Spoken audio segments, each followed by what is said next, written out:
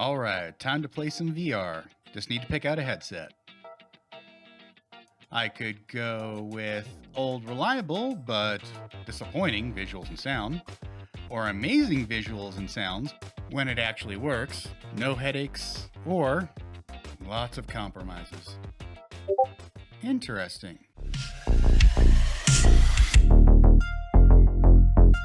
Hello, this is Ender and welcome to my VRcade. I've always wanted to try the legendary Valve Index, but with it being 4 years old and still selling at the same expensive price it did when it was new back then, I could never really justify pulling the trigger.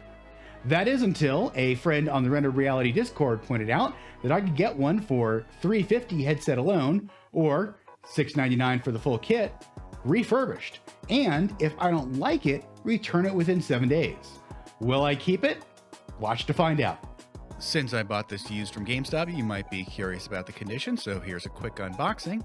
It appears to be the original box, just had been opened and a little bit tearing on the cardboard as a result. And you can see the cable, the Trident cable, is in good condition. The knob works well, no broken cable clip. You can see the only damage I could find is this little cosmetic scratch in the top right corner. Some dirt and smudges, but I'll show you how I took care of that in just a moment. And in the lower portion of the box, you can see there's the original spacer if you need it. I don't, but nice to know it's there. And then you've also got the adapter cables in there in great condition as well. Since this was worn on someone else's face and probably absorbed a lot of sweat into the fabric, I just gave everything a thorough coating and soaking for the fabric in rubbing alcohol, which sterilizes everything, and it worked fine. Plus, I later got a VR cover replacement facial interface and rear fabric cover, which I really like and will eliminate any hygiene issues, and I'll link to it with an affiliate link in the comments below.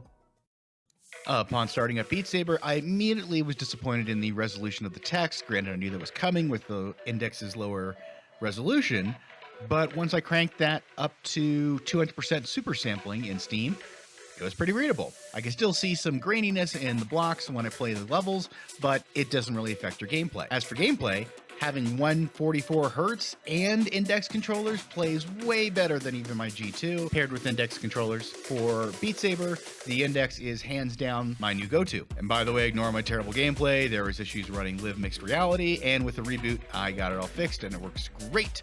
I just didn't get it fixed for recording in time for this video. For the shooter category, Pavlov is my go-to, so of course I tested with that. And again, I could notice the decreased resolution, but once I cranked up to 200% super sampling, even though I can still see the screen door more noticeably than in my Quest 2, I much prefer this because it just seems clear. I wish I had a better way to explain it. But best of all is the field of view, because before I felt like I was having to move my headset a ton to spot guys sneaking up on me. Granted, with the G2 more so than the Quest 2, but I still much prefer this experience with the index for competitive online shooters for that quick twitch reaction. Another big reason I wanted to try the index was its fix for jitter. You can see here I'm using a force tube, and there's an index knuckles fix built into the companion software for ProTube that only works with the index. And I'm hardly losing tracking, and now here I am in Pistol Whip, finding it very playable with the ProVolver. Whereas before, my G2 and Knuckles combination was unplayable. Keep in mind I do have 4 base stations, and I go into this topic more in my review of the B-Haptics and ProVolver devices. On the topic of other videos and ProTube haptic devices, I did just pick up a second ProVolver, so stay tuned for that video. Should be pretty cool to watch, and I'm looking forward to trying that out too. I decided to continue playing with my ProVolver in another competitive online shooter, Breachers, which is not as fast-paced, except for this deathmatch practice area here, as something like Pavlov or Contractors. So frame rate isn't as important, nor is resolution, although I did notice the G2 does look substantially better in this game. What I think is more important is, again, field of view and know when someone is sneaking around a corner, or you want a little better peripheral vision when trying to peek through a doorway, because those types of complications come up a lot in that game.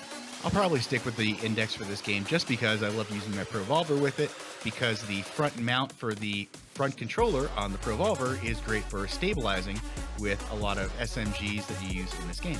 And yet you still have the flexibility to quickly grab all the cool booby trap and other attachments you pick up in this game also. Next, I tried some non-competitive shooter games, aka Half-Life Alyx in this case. This is the Contracts mod. And I was really disappointed with the resolution. I thought, this was the game designed with the index in mind, but after playing the G2, the resolution just wasn't sharp enough. So I'll be sticking with the G2 with these games going forward. Games like this or Into the Radius, which I don't have recording of, but I tried with that as well. Because again, I'm not worried about someone sneaking up on me as much as I am in a competitive shooter, and I really do appreciate the better resolution for the better immersiveness.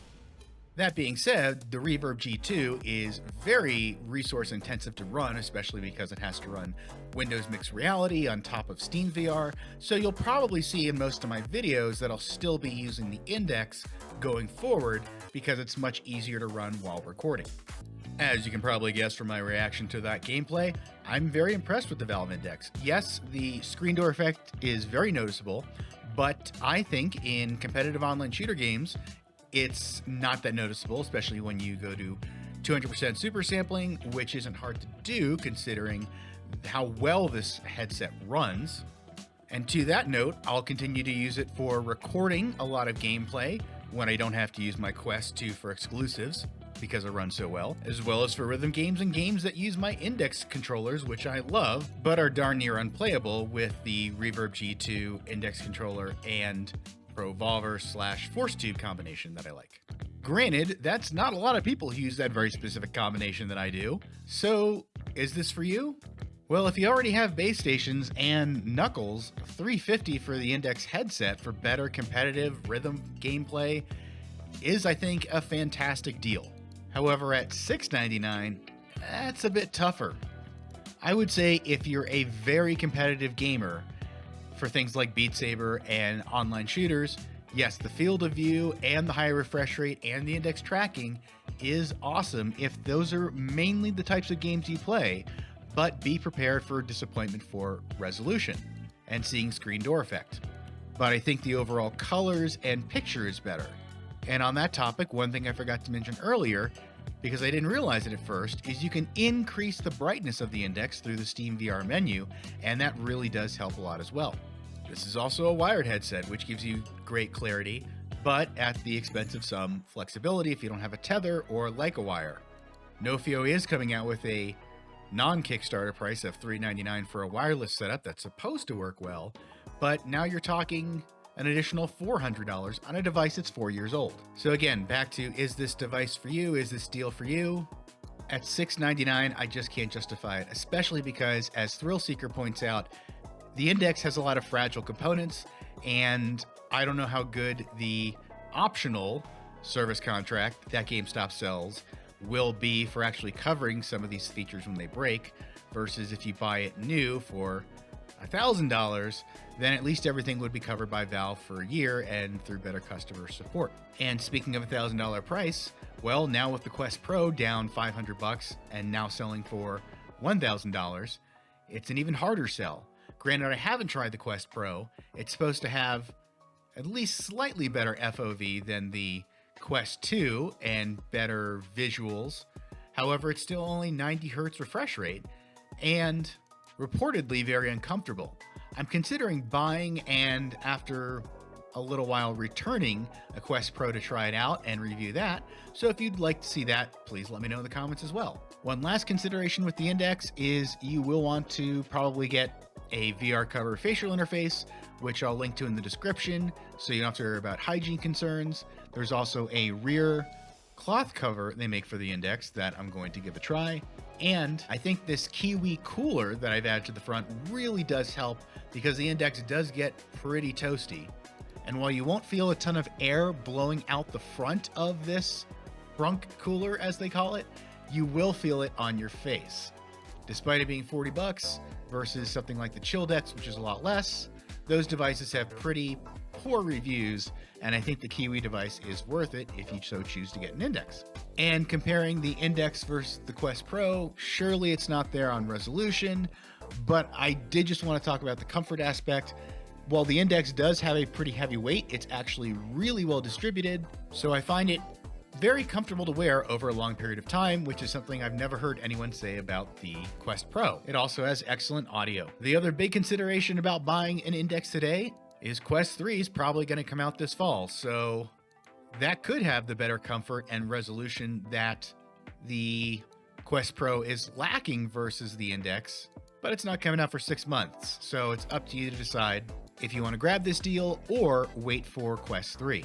What are your thoughts? Are you interested in this device or going to hold off and see what comes out in the future? If you appreciated my review, please click the like button. It helps my channel grow, as well as subscribe to see more videos in the future. Thanks so much for watching.